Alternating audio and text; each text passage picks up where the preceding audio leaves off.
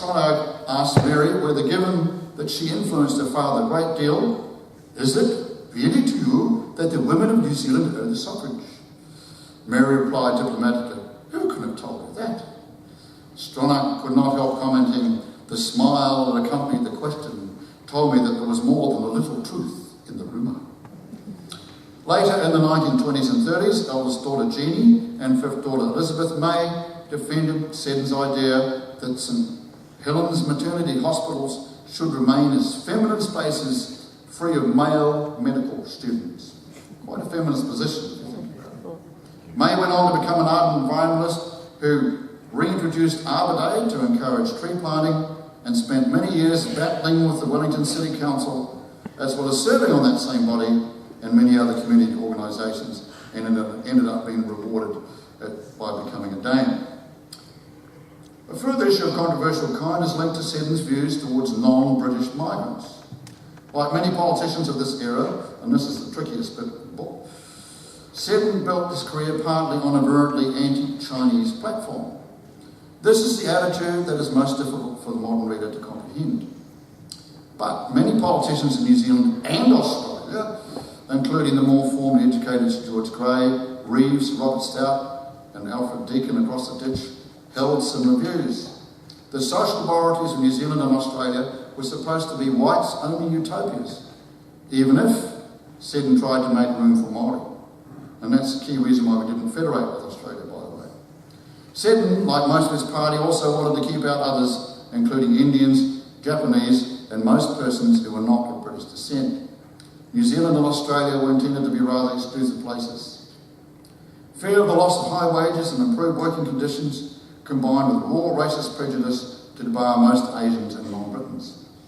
Fashionable pseudo-scientific ideologies such as social Darwinism reinforced these views in the case of self-conscious intellectuals like Reeves and Stout. Seddon's prejudices were more visceral and reflected the prevalent views within the wider electorate, and thereby won him popularity.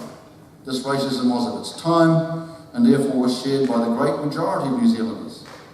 It was, and still is, inexcusable. Now let me check my watch. Hoping I haven't exhausted you as Seddon might have done.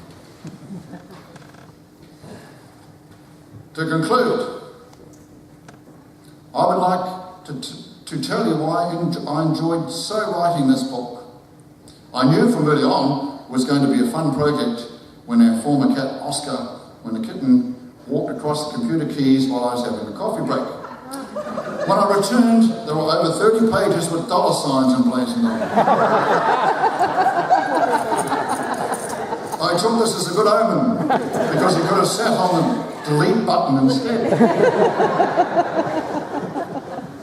Seddon's humour, charm, and there was a lot of that, humanity, and rich family life have travelled well across time.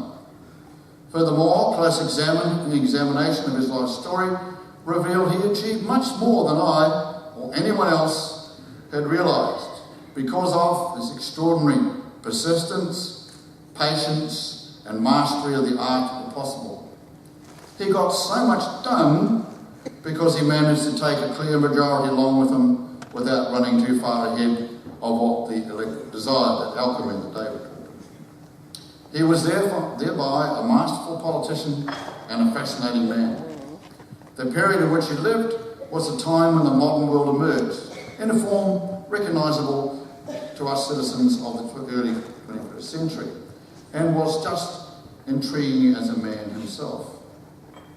What I've tried to demonstrate in this talk is that Seddon was much more than a pragmatist.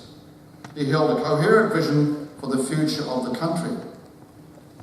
This was an enjoyable book to write. I hope you find it as enjoyable to read. Thank you.